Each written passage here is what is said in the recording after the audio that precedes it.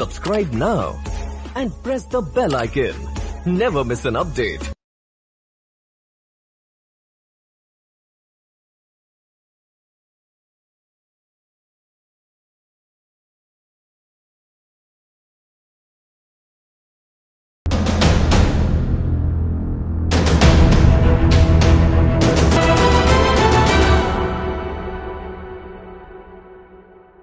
కార్యక్రమానికి స్వాగతం. నేను మీ లక్ష్మణ్ రావు. ఏమంటే ఆంధ్రప్రదేశ్ రాష్ట్రంలో ఉన్న భీమవరం, ముఖ్యంగా గునుపూడి దేవస్థానంలో ఎవరు నియమించకుండానే ఉద్యోగిగా పనిచేస్తున్న అమర్ అనే వ్యక్తి, సిమిలర్గా భీమవరం అసిస్టెంట్ కమిషనర్ ఆఫీస్లో కూడా అనేక రకాల విధులు నిర్వహిస్తున్నట్టు ఈయన ఒక దరఖాస్తు కమిషనర్కి చేయడం, దాని మీద గునుపూడి దేవస్థానంలో ఉద్యోగం ఉంటే కనుక ఇచ్చేసేయండి అంటూ దేవాదాయ కమిషనర్ 11/3/2024 ఒక లెటర్ గునుపూడి ఈవోకి రాయడం మనం గత కార్యక్రమాల్లో మాట్లాడుకున్నాం. అసలు ఎవడి అమర్, ఇతనికి సంబంధించిన చరిత్ర ఏంటి అనేది మనం కొంతవరకు మాట్లాడుకున్నాం. అసలు ముఖ్యంగా గుర్తిస్తే దేవాదాయ శాఖలో అనేక రకాల దోపిడీలకు, దుర్మార్గాలకు పాల్పడుతున్నటువంటి వ్యక్తుల్ని తీసుకొచ్చి దేవాలయాల్లో ఉద్యోగాలు కల్పించడం ఎంతవరకు సబబు, చట్టబద్ధం, రూల్ పొజిషన్ దీనిలో ఉందన్న విషయాన్ని కూడా కమిషనర్ గుర్తించట్లేదు అంటూ కూడా మనం మాట్లాడాం. అంటే దీన్ని బట్టి మొత్తం మనకు అర్థమైపోతున్నది ఏంటంటే దేవాదాయ కమిషనర్ ఈ అమర్ గుప్పిట్లో ఉన్నాడా, అసలు మొత్తం కమిషనరేట్లో ఎన్ని సెక్షన్లో ఇతని గుప్పిట్లో ఉన్నాడనే విషయాన్ని కనుక మనం పరిశీలిస్తే కమిషనరేట్లో అనేక ఉత్తర్వులు బయటికి వస్తున్నాయి. A section, B section, L section, ఈ 3 సెక్షన్ల నుండి వచ్చేటటువంటి అనేక ఉత్తర్వులు ముఖ్యంగా ఈ అమర్ కోసమే బయటికి వస్తున్నాయి.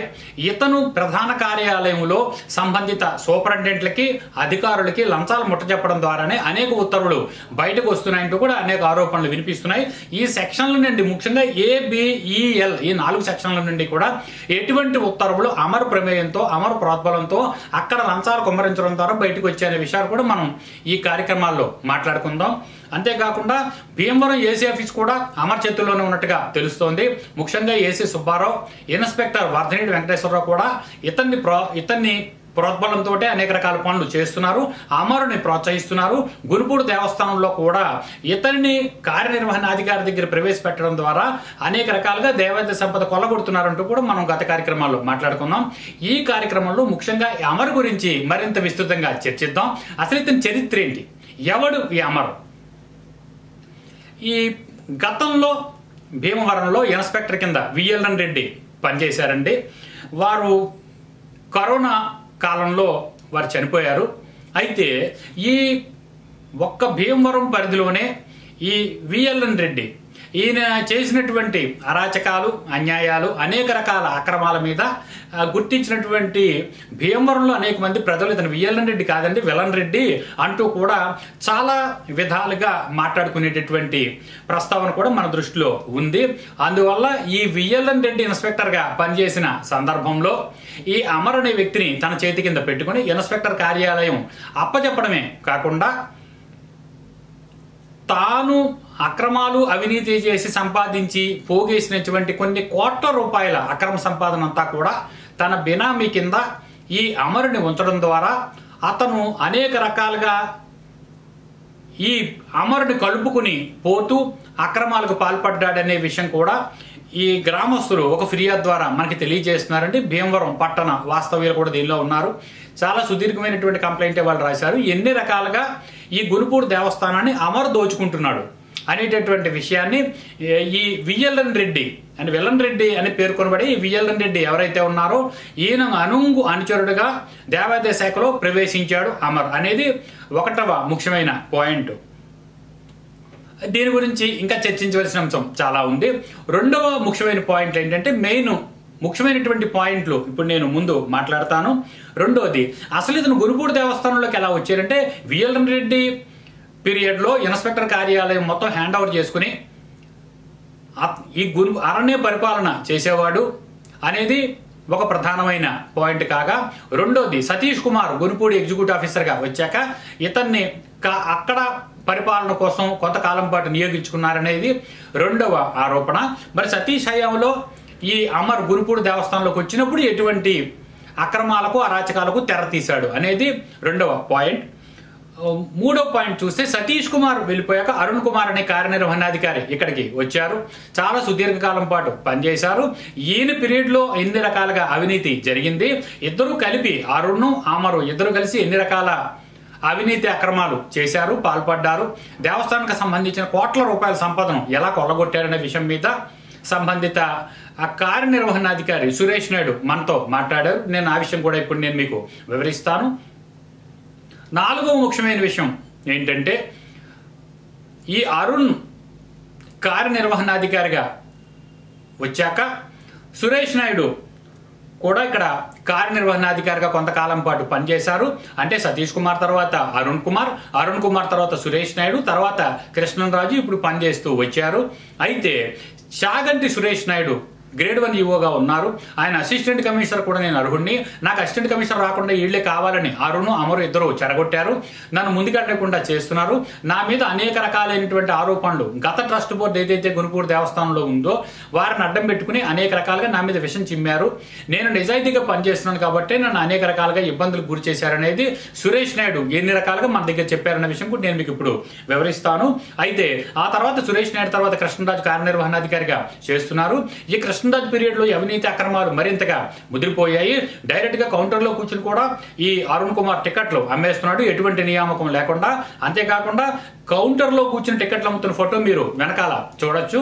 అంతేకాకుండా ఇతను మరింత వివాదాస్పదంగా కౌంటర్లో కూర్చుని టికెట్లు అమ్ముతున్నప్పుడు చికెన్ మటన్ పొట్లాలు తీసుకొచ్చి టికెట్ల కౌంటర్లో ఉంచాడు. ఈ మసాలాల వాసన బయటికి రావడంతో శివభక్తులందరూ కూడా ఏమిటి ఇంత దుర్వాసన వస్తుంది, ఎక్కడి నుంచి వస్తుంది దాన్ని వెరిఫై చేస్తే గునుపూడి దేవస్థానంలో టికెట్ల కౌంటర్లోంచి వస్తున్నట్టుగానే వాళ్ళు నిర్ధారణ చేసుకున్నారు. దాంతో భక్తులు ఎవరైతే దేవాలయానికి వచ్చినట్టు వాళ్ళందరూ తీవ్ర ఆగ్రహవేశాలు వ్యక్తం చేస్తూ దేవస్థానం కౌంటర్లో టికెట్లు ఇచ్చే కౌంటర్లో మడ్డు మాంసాలు అమ్మడం ఏంటి, లేకపోతే చికెన్ పొట్లాలు మటన్ పొట్లాలు పెట్టడం ఏంటి, ఇవి ఎవరికి సప్లై చేయడం కోసం తీసుకొచ్చారు అని ఎంక్వైరీ చేస్తే తనకి ఇష్టమైన ఆప్తులైనటువంటి వ్యక్తులకి కొంతమందికి ఇవ్వడం కోసం ప్రత్యేకంగా ఈ అమర్ అనే వ్యక్తి కొన్ని పొట్లాలు తీసుకొచ్చి ఆ కౌంటర్లో ఉంచాడు, నేను పెట్టలేదన్నట్టు రెగ్యులర్ గా ఉద్యోగం ఉన్నటువంటి వ్యక్తి మనకి తెలియజేస్తున్నారు. యాక్చువల్గా టికెట్లు అమ్మే బాధ్యత అతనిది, కానీ అతను టికెట్లు అమ్మకుండా ఇతను కౌంటర్లో కూర్చున్నప్పుడు నాకు తెలియకుండా అతను ఏమైనా పొట్లాలు పట్టుకొచ్చి పెట్టాడేమో అంటే నాన్ వెజిటేరియన్ కి సంబంధించినటువంటి వంటకాల పొట్లాలు, ఇది నాకు సంబంధం లేదంటూ అతను తెలియజేస్తున్నాడు. అయితే ఈ విషయాలన్నీ పరిశీలనలోకి తీసుకునే ముందుగా మరొక ముఖ్యమైన విషయం కూడా ఏంటంటే, ఈ అరుణ్ కుమార్ కార్యనిర్వహణాధికారిగా ఉన్నప్పటి నుంచి చాగంటి సురేష్ నాయుడు తర్వాత కృష్ణరాజు పనిచేస్తున్నప్పటికీ దేవస్థానంలో దేవుడికి ఉన్నటువంటి సంపద సుమారు 5.5 కేజీల బంగారం, 60 కేజీల వెండి ఈ రోజు వరకు కూడా అరుణ్ కుమార్ అనే అతను తదుపరి ఈవోలకి ఛార్జ్ అప్పదేనట్టుగా ఒక ఫిర్యాదు దాఖలైంది. దీనిని గత చైర్మన్ గా పనిచేసినటువంటి వ్యక్తి ఎవరైతే ఉన్నారో వారి భర్త యుగంధర్ కూడా తీర్మానిస్తున్నారు, దీనిని నిర్ధారిస్తున్నారు. నిజమేనండి, బంగారం వెండి ఈ రోజుగా కూడా గునుపూడి దేవస్థానానికి చేరలేదు అంటూ వారు కూడా ఒక ఫిర్యాదు దాఖలు చేయడానికి సిద్ధంగా ఉన్నట్టుగా తెలిసింది. దీనిని చాగంటి సురేష్ నాయుడు కూడా నిర్ధారిస్తున్నారు. అందువల్ల అసలు ఈ పాయింట్లన్నీ విశాఖతంగా వాస్తవంగా మనం పరిశీలించే ముందుగా సురేష్ నాయుడు ఈ దేవస్థానంలో శివరాత్రి కార్తీక మాసంలో వచ్చినటువంటి కలెక్షన్ 1,20,00,000 రూపాయలు అరుణ్ అమరు అనేటటువంటి వీళ్ళిద్దరూ కూడా మాయం చేశారు. ఆడిటర్ల దృష్టిలో పడకుండా అటు ఆడిటర్లను కూడా మాయ చేస్తూ వస్తున్నారు. దానికి కారణం ఏంటంటే ఆడిటర్లు ఏ బిల్డింగ్ లో అయితే ఉంటూ వారి కార్యాలయం ఉందో దానికి సంబంధించినటువంటి వసతులు వనరులు ఏర్పాటు చేస్తూ అటు ఆడిటర్లను కూడా అమర్ అనే వ్యక్తి గుప్పిట్లో పెట్టుకుంటూ అనేక రకాలైనటువంటి కోట్ల రూపాయలు నిధులు దుర్వినియోగం అయిపోతున్నా ఏ పరిస్థితుల్లోనూ ఎక్కడ ఆడిటర్లకు తెలియకుండాను తెలిసినా వారు బయట పెట్టకుండా ఉండేటటువంటి జాగ్రత్త చేసుకుంటూ ఆడిటర్లను కూడా మేనేజ్ చేసేస్తున్నాడు అనే ఆరోపణ కూడా వినిపిస్తున్నటువంటి ఈ సందర్భంలో ఈ అరుణ్ కుమార్ అమర్ అనే వ్యక్తులు ఏ రకమైనటువంటి దుర్మార్గపు చర్యలు ఈ దేవస్థానంలో ఉండగా చేశారనే విషయం మీద సురేష్ నాయుడు ఏం మాట్లాడారనేది మనం ఒకసారి ఇప్పుడు ముందుగా పరిశీలిద్దాం. అందువల్ల ఇప్పుడు నేను ఏవైతే విలన్ రెడ్డి అని చెప్పబడేటటువంటి విఎల్ఎన్ రెడ్డి ఎవరైతే ఉన్నారో ఈ విఎల్ఎన్ రెడ్డి పీరియడ్లో అరుణ్ కుమార్ ఏం చేశారు, సతీష్ కుమార్ పీరియడ్లో ఏం జరిగింది, అరుణ్ కుమార్ పీరియడ్లో ఏం జరిగింది, సురేష్ నాయుడు పీరియడ్లో ఏం జరిగింది, కృష్ణరాజు పీరియడ్లో ఏం జరిగింది అనే విషయాలన్నీ సమగ్రంగా మనం వాస్తవంగా ఒకటొకటి పరిశీలించే ముందుగా సురేష్ నాయుడు ఏం మాట్లాడారు 10 నిమిషాల పాటు ఇప్పుడు ఈ అమర్ ఉన్నాడు కదా, ఈ అమరు నేను చాలా కాలం పాటు నేను ఇక్కడ ఆల్రెడీ గునుపూడి దేవస్థానంలో పనిచేస్తున్నాను, నేను ఇక్కడ పనులన్నీ నేనే చూసుకుంటున్నాను, కార్యనిర్వహణాధికారి గారు గత కార్యనిర్వహణాధికారి నాకు బాధ్యత అప్పచెప్పారు, అందువల్ల మరి నేను ఇక్కడ ఆల్రెడీ విఐపి లైన్లు, క్యూ లైన్లు, చలవ పందిళ్ళు, ఏర్పాట్లు, ఫెస్టివల్స్, తర్వాత FAS 9/9 సేవలు, దేవస్థానానికి సంబంధించిన సేవలన్నీ చాలా సంవత్సరాలుగా నేనే చేస్తున్నాను, గత కార్యనిర్వహణాధికారి నాకు అనుమతించారు కాబట్టి నాకు ఉద్యోగం ఇమ్మని కమిషనర్ గారికి ఒక లెటర్ పెట్టాడు. అయితే ఇప్పుడు దీనిలో ఏంటంటే గత కార్యనిర్వహణాధికారి గారికి ఆల్రెడీ ఒక 2 లక్షల రూపాయలు, కమిషనర్కి 5 లక్షల రూపాయలు ఇచ్చినట్టు ఆరోపణలు వస్తున్నాయి. మరి గత కార్యనిర్వహణాధికారి అంటే మీరుండగా అమర్ వచ్చాడా, మీరు పెట్టారా అమర్ని ఏమైనా పనిలో? లేదు సార్, అసలు స్టార్టింగ్ ఇన్స్పెక్టర్ గారు రెడ్డి గారి దగ్గర, ఇన్స్పెక్టర్ రెడ్డి గారి తెలుసు కదా సార్. అవును, ఆ రెడ్డి గారి దగ్గర ఉండేవాడు అండి, కంప్యూటర్ ఆపరేటర్ చేసి కొద్ది సమర్థవంతంగా చేసేవాడు సార్, నమ్మకంగా మనిషి దగ్గర. ఎక్కడ చేసేవాడు? ఇన్స్పెక్టర్ గారి దగ్గర మొత్తం మన రెడ్డి గారి విఎల్ఎన్ రెడ్డి గారి దగ్గర పని చేసేవాడు. కంప్యూటర్ వర్క్ అన్ని వచ్చాయి. రెడ్డి గారు కూడా అలాగే నెంబర్ 1 గా చూసేవారండి, ఇతను కూడా అలాగే ఉండేవాడు అండి నమ్మకంగానే. అది ఏ పీరియడ్ లో? అది 2000 ఎప్పుడైనా 2007లో వచ్చి 12-17 వరకు ఇన్స్పెక్టర్ గారు ఉన్నారు సార్ ఇక్కడ, 16 వరకును. ఇన్స్పెక్టర్ గారితో ఉండేవారండి, మనతో కూడా అందరితో బాగుండేవాడు. ఆ పీరియడ్ లో ఇన్స్పెక్టర్ పీరియడ్ లోనే చేశాడు. ఇన్స్పెక్టర్ గారి పీరియడ్ లో ఇన్స్పెక్టర్ ఆఫీస్ లో చేసేవారు సార్. అవును, మరి వచ్చేవారు కదా. ఇన్స్పెక్టర్ ఆఫీస్ లో పనిచేయడానికి ఎవరు అనుమతి ఇచ్చారు? ఆర్డర్ ఏమైనా ఉందా? ఏం లేదండి, ఇన్స్పెక్టర్ రెడ్డి గారు ఫ్రెండ్లీగా ఎవరైతే ఉంటారో వాళ్ళని ఆదరించేవాడండి. అంతే, అనధికారికంగా పనిచేసాడు ఆఫీస్ లో. అవును సార్. మరి మన టెంపుల్లోకి ఎలా వచ్చాడు? మన టెంపుల్లో మన 2017లో సతీష్ గారు వచ్చారండి.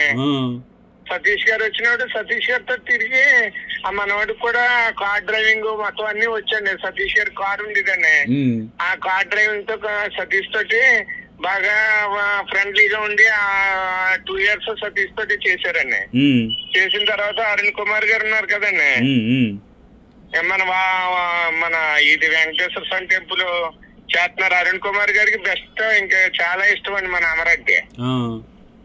అంటే అన్ని పనులు చేసి పెడతాడండి. ఇప్పుడు చాలా ఇన్ఫ్లుయెన్స్ ఉందండి మన వాడికి. అసలు కమిషనర్ ఆఫీస్ లో కానీ, తిరుపతి ఆన్లైన్ కానీ, IASలతో టచ్లు కానీ చాలా గట్టి ఇన్ఫ్లుయెన్స్ పర్సనే.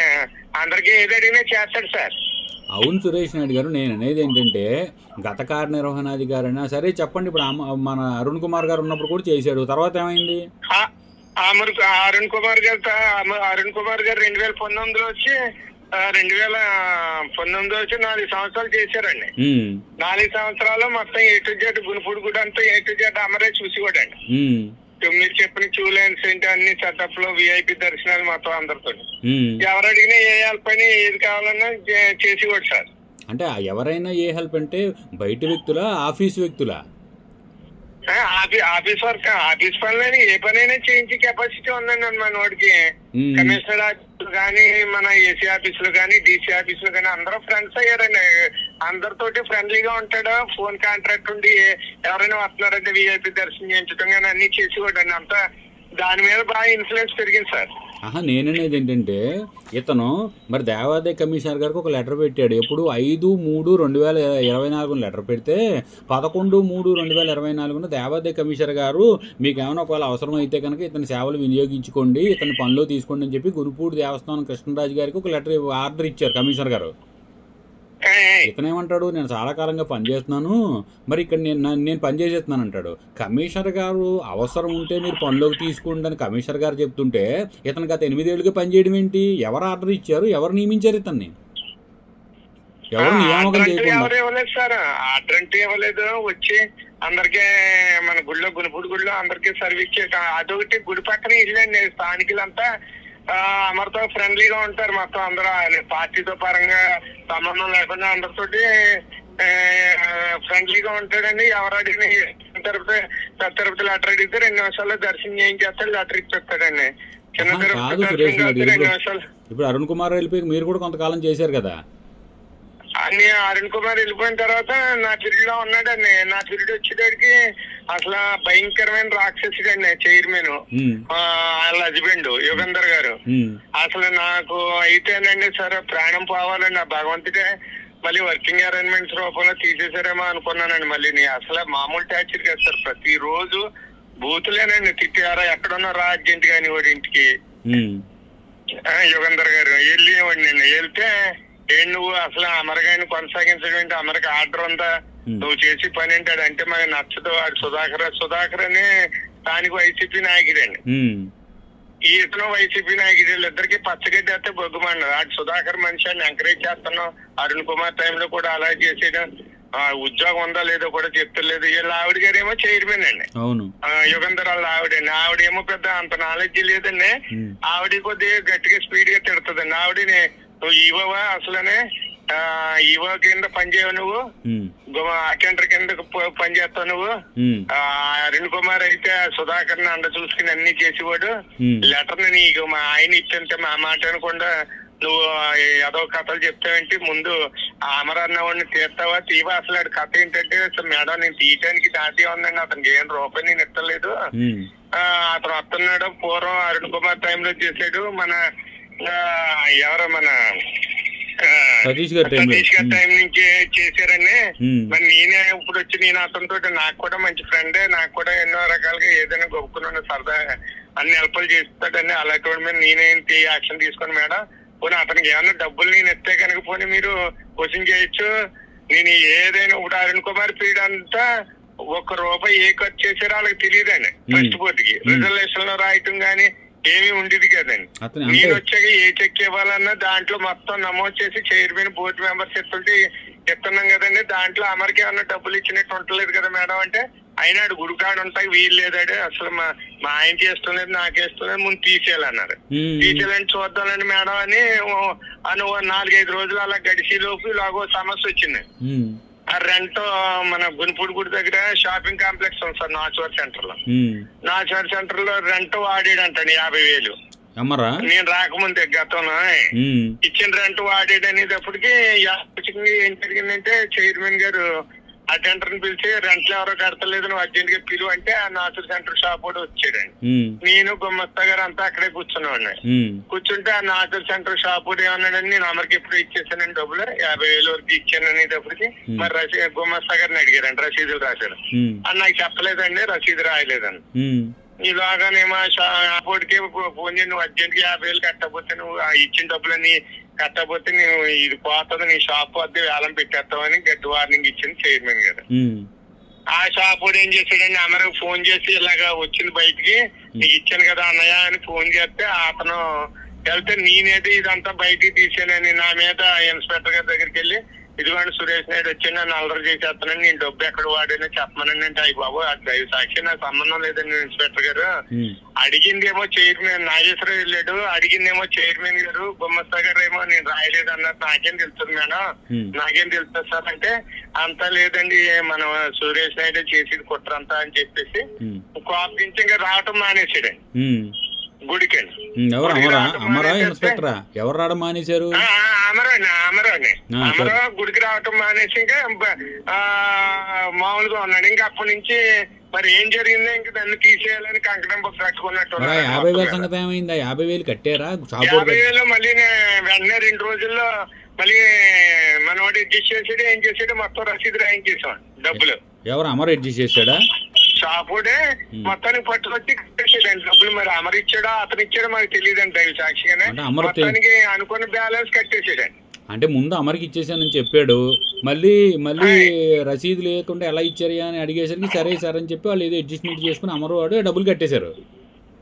కట్టేశారు సార్. అదే అంటే ఒక విషయం నాయుడు గారు ఏమో నా మీద పెట్టుకున్నాను, నేను చూసానేమో నేను ఆర్డర్ చేశానని అపో నా మీద పెట్టుకున్నాడు. అంటే ఒక విషయం నాయుడు గారు నా మీద సరైన అభిప్రాయం లేకుండా పెట్టేసుకున్నాడండి. ఇంక ఇన్స్పెక్టర్ గారి దగ్గర మీటింగ్ పెట్టి తర్వాత ఏమన్నా ఇలా చేసి అయ్యిందండి. అయిన తర్వాత ఏం జరిగిందంటే మళ్ళీ గునిపూడి గుడిలోను మీటింగ్ పెట్టి గొడవలు పెట్టారండి.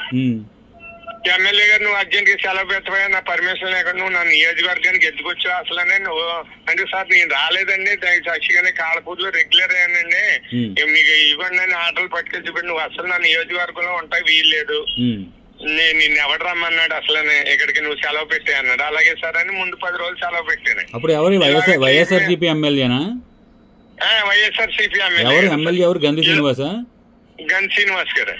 ఇలాగా చైర్మన్ ఏం చేశాడంటే యుగంధర్ గారు వెళ్ళి ఏమన్నా మా మాట అంటున్నాడు, లోగడి ఏమో మాకేమీ చెప్పేవాడు కాదు, ఏం చేసేవాడు కాదు, ఆయన యాదృశ్యంగా మినిస్టర్ గారితో గొడవ పడిపోయాడు, మరి ఇతను బాగానే మాకు అన్ని చెప్పి చేస్తున్నాడు, నేను ఏం చెప్తే చేస్తున్నాడు, మీరు సెలవు పెట్టామన్నారు ఏంటంటే వెళ్ళిపోమన్నారంటే దీర్ఘకాలం అంటే ఇంకా వద్దు నీకు తెలియదు అంటే సుధాకర్ అని వైసీపీ నాయకుడు ఉన్నాడండి, అతని మాటలకి ఎమ్మెల్యే గారు బాగా విలువిస్తాడు, స్థానిక నాయకుడు కాపులు అన్నాడు. అంటే ఇదంతా మీరు అమరు ఒక నిమిషం, అంటే ఇదంతా మీరు అమరుకు సంబంధించి విషయం బయటకు వచ్చి 50,000 రూపాయలు అతని చేత కట్టించి విషయం బయట పెట్టి అవినీతి బయట పెట్టినందుకు మీకు పనిష్మెంట్ అనమాట ఇదంతా కూడా. అంటే మీరు ఏం చేశారేమో ఈ గొడవ అంతా అక్కడి నుంచి స్టార్ట్ అయింది సార్. అంటే దీని వెనకాల ఎమ్మెల్యే దగ్గరికి వెళ్ళి అమర్ని కాదని ఎవడి వల్ల వస్తారు అక్కడ గునుపుడు గుడి అమర్ తోటి ఎవరికి వివాదం వచ్చింది అది పని అయిపోయినట్టు, ఇంకా అంత నాలెడ్జ్ ఉపయోగిస్తాడు. ఏం ఉపయోగిస్తాడు?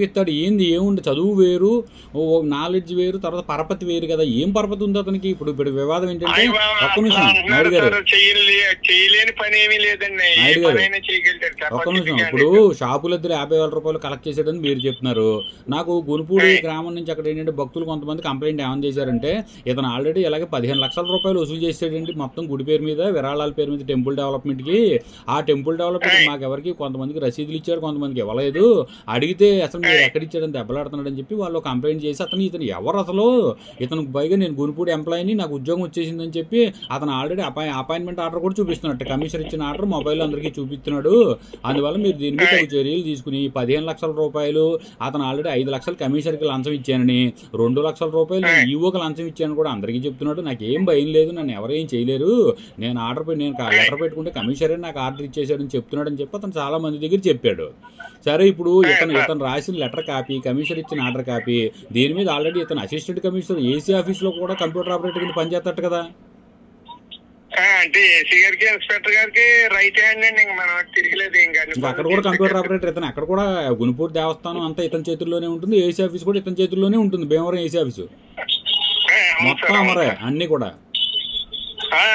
లేకుండా ఏ పని అవసరం అలాగా. మరి దీని వెనకాల ఇన్స్పెక్టర్ వర్ధని వెంకటేశ్వర పాత్ర ఏంటి అంటే లైక్ చేస్తున్నారండి అమర్ని గారు, ఇన్స్పెక్టర్ గారు కూడా బాగా లైక్ చేస్తారండి. అంతే చేయించుకుంటారు ఎక్కడికి వెళ్ళిన డ్రైవింగ్ కానీ. అదే అంటే నేను అడిగేది ఏంటంటే సురేష్ నాయుడు గారు, ఈ 2 లక్షల రూపాయలు అమర్ మీకేమైనా ఇచ్చాడా? మీకంటే ముందు నుంచే పని చేస్తుంటాను, ఈ 2 లక్షల రూపాయలు మీకు ఇచ్చాడా, అరుణ్ కుమార్కి ఇచ్చాడా, సతీష్ కుమార్కి ఇచ్చాడా? అయ్య బాబు నాకు ఇష్టమైతే నేను అసలు ఎవరి దగ్గర 1 రూపాయి కూడా తీసుకోను సార్. నిజంగా కూడా అంత నా మీద సౌహృదయం ఉంటే నన్ను ఇంటికి పాటు చేస్తాడు సార్.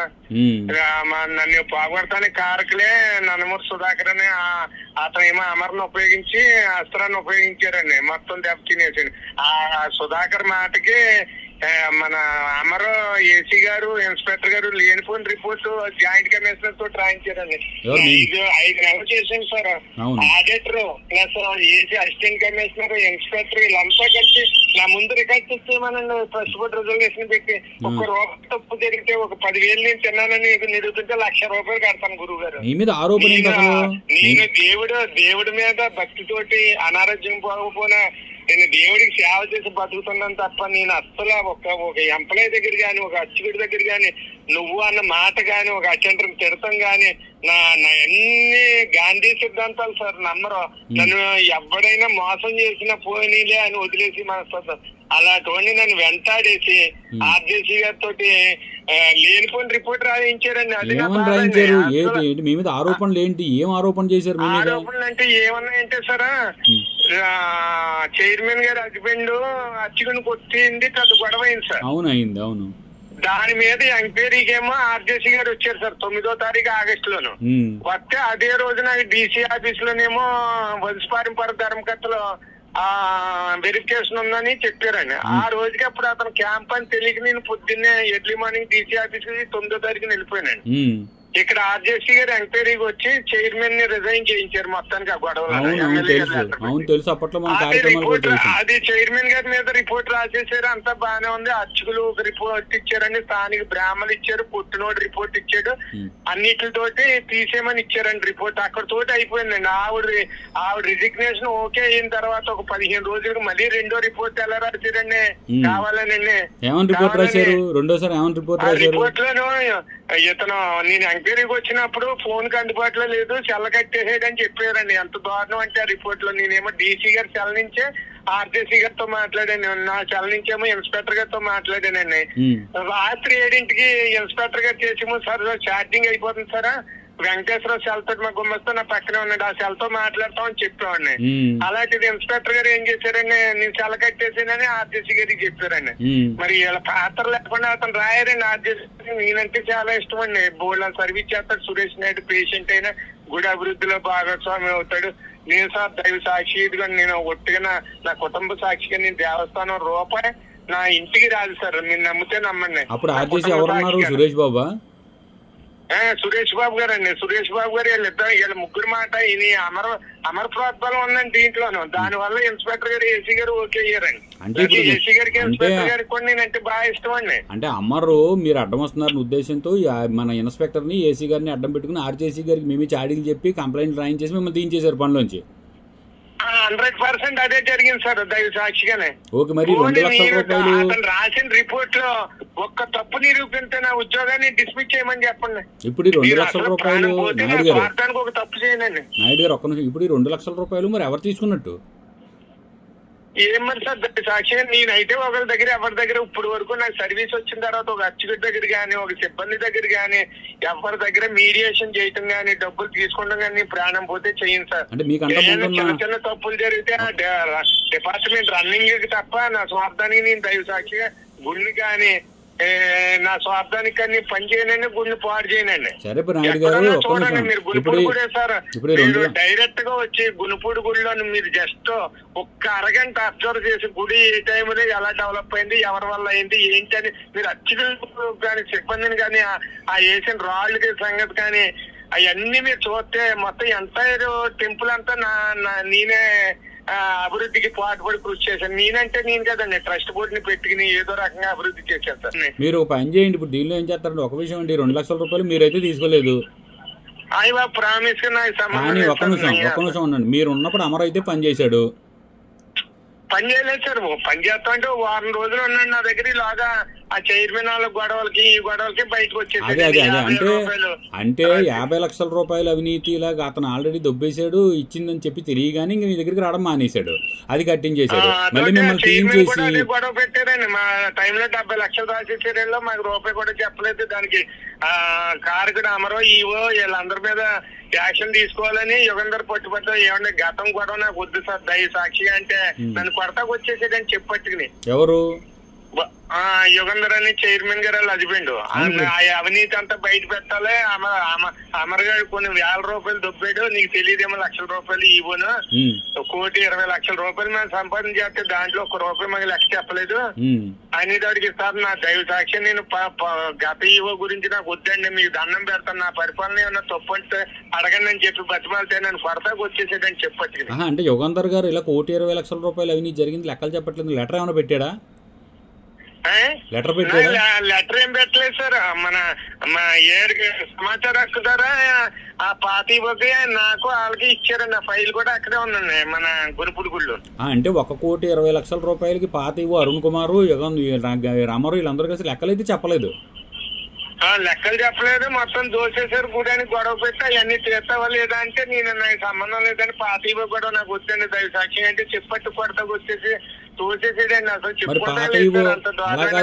నాయుడు గారు ఒక్క నిమిషం, మీరు క్రిమినల్ జస్టిస్ చదివారు, పాత ఇవో చేసిన దానిలో అవినీతి జరిగింది అన్నప్పుడు మీకు సంబంధం లేకుండా ఎలా ఉంటుంది నాయుడు గారు? మీరు లెక్కలైతే తీసి ఒక్క నిమిషం ఈవో సంగతి మనకి ఎందుకండి ఎందుకంటే మరి నా పీరియడ్ నుంచి చూసి మరి మీ అలాగా మీ పీరియడ్ మీరు చూసుకుంటే గతంలో ఇప్పుడు మీకు లెక్క ఎంత అప్పచెప్పారు మరి మీరు ఇవి వచ్చినప్పుడు?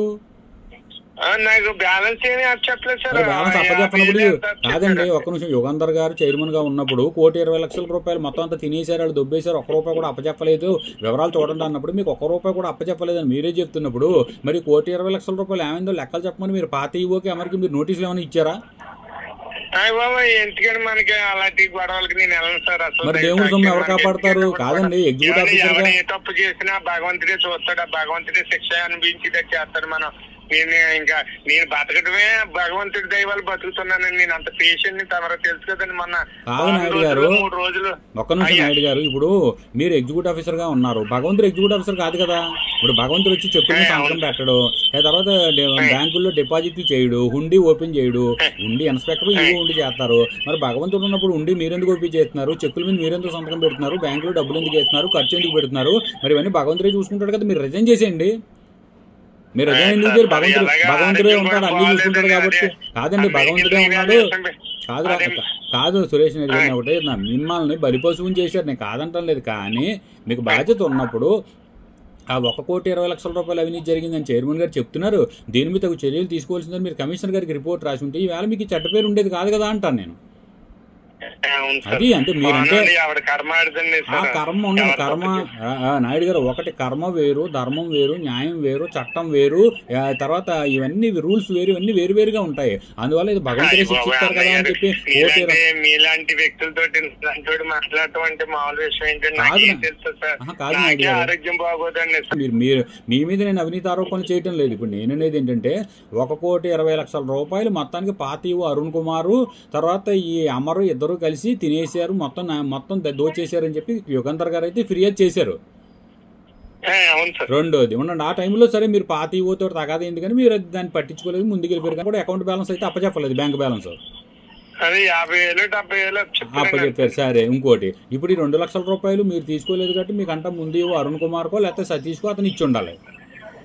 ఏమండి తర్వాత ఇప్పుడు మనం ఇప్పుడు ప్రస్తుతం మరి రామకృష్ణరాజు గారు వచ్చారు, కృష్ణరాజు గారు పనిచేస్తున్నారు. నేను ఆయనతో కూడా మాట్లాడాను. ఆయన ఏమంటే నిజమేనండి, అతను పనిచేస్తున్నాడు, ఏసీ ఆఫీస్లో కూడా పనిచేసామని నిజమేనండి అన్నారు. నేను అనేది ఏంటంటే ఎటువంటి అపాయింట్మెంట్ ఆర్డర్ లేకుండా, ఎవరు అపాయింట్ చేయకుండా అతను దేవస్థానంలో ఏ విధంగా ఇన్ని సంవత్సరాలు పనిచేయగలుగుతాడు? ఎవరు అనుమతిస్తున్నారు అంటే ఇప్పుడు జరుగుతున్నది ఏంటంటే ఇటు రామకృష్ణరాజు కానీ లేకపోతే మీ పీరియడ్లో అతను రాలేదు, అవినీతి బయట పెట్టాడని మీరు అంటున్నారు. కాబట్టి అరుణ్ కుమార్ పీరియడ్లో కానీ సతీష్ కుమార్ పీరియడ్లో కానీ వీళ్ళందరినీ అతను ఇన్ఫ్లుయెన్స్ చేసి ఏదో ఒక రకంగా హోల్డ్లో పెట్టుకుని మొత్తం గురుపూడి పరిపాలన, అటు assistant commissioner Bhimavaram assistant commissioner కార్యాలయ పరిపాలన కూడా ఇతనే చేస్తున్నాడు. ఇతనే హోల్డ్ ఉంది, ఇతనికి ఇన్ఫ్లుయెన్స్ ఉంది అమర్కి. అందువల్లనే కమిషనర్ దగ్గర నుంచి కూడా ఆర్డర్ తెచ్చుకోగలడు, అంతే కదా. అంటే ఇప్పుడు కమిషనర్కి నేను ఆల్రెడీ 5 లక్షలు ఇచ్చాను, 2 లక్షలు ఈవోకి ఇచ్చాను అంటున్నట్టు. ఆ 2 లక్షలు మీరైతే తీసుకోలేదు, మీకైతే అతను ఇవ్వలేదు. సరే మీరు పని చేయండి. ఇప్పుడు మీరేమన్నారు, ఇప్పుడు దీనికి సంబంధించి మెటీరియల్ మీ దగ్గర మీ సస్పెన్షన్ ఆర్డర్ లేకపోతే వాళ్ళు పెట్టిన కంప్లైంట్ కాపీలు, ఆర్జేసీకి రాసిన కాపీలు, ఇలా చైర్మన్ ట్రస్ట్ బోర్డు చేసిన తీర్మానాల కాపీలు ఏమైనా ఉంటే కనుక నాకు ఒకసారి పంపించండి. ఈ విషయం మీద నేను ఆల్రెడీ కమిషనర్ మీద కూడా, కమిషనర్ ఎటువంటి అపాయింట్మెంట్ లేకుండా నేను ఆల్రెడీ పనిచేస్తున్నాను ఇన్ని సంవత్సరాల నుంచి, నేను ఆల్రెడీ ఇక్కడ అన్ని నేనే చూస్తాను, ఏసీ ఆఫీస్లో కూడా నేనే చూస్తాను, నాకు అపాయింట్మెంట్ ఏమని ఇతను అడుగుతున్నాడంటే ఇతను ఇంతవరకు అపాయింట్మెంట్ లేనట్టే కదా.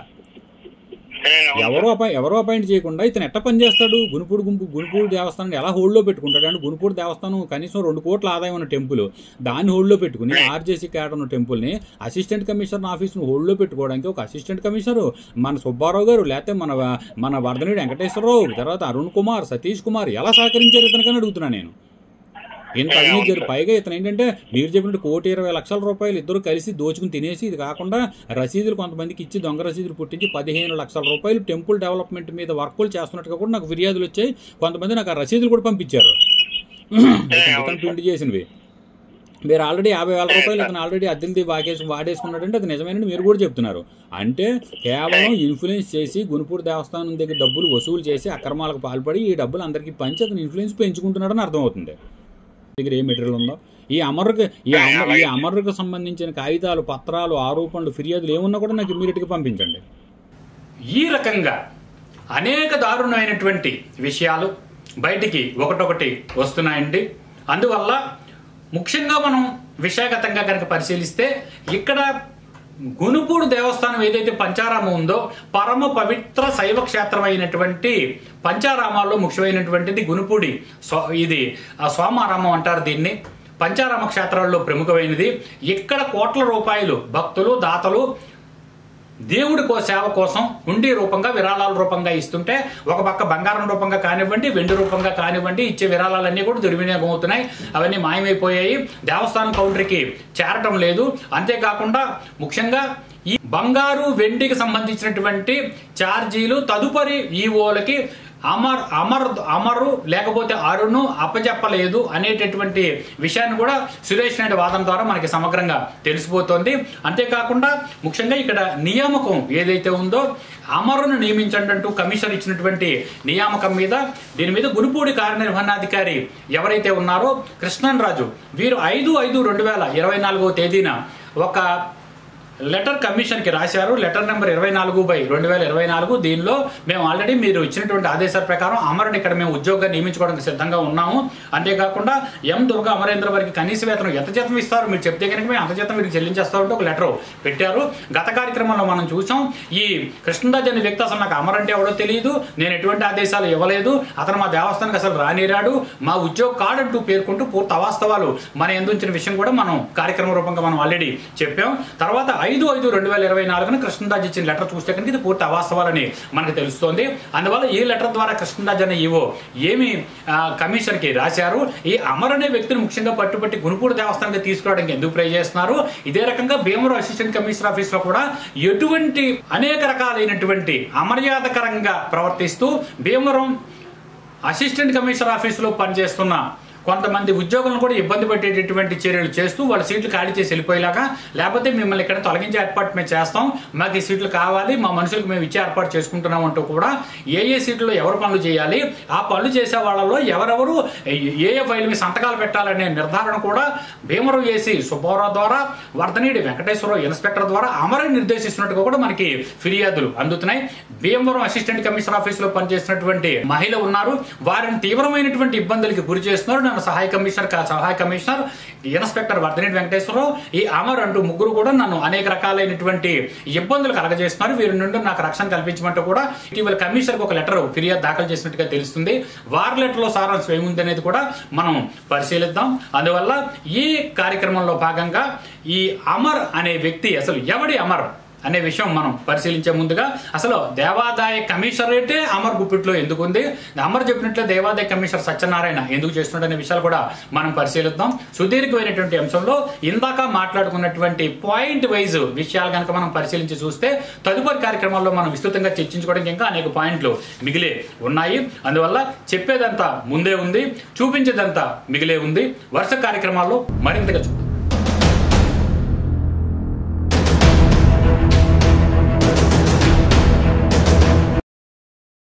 Subscribe now and press the bell icon. Never miss an update.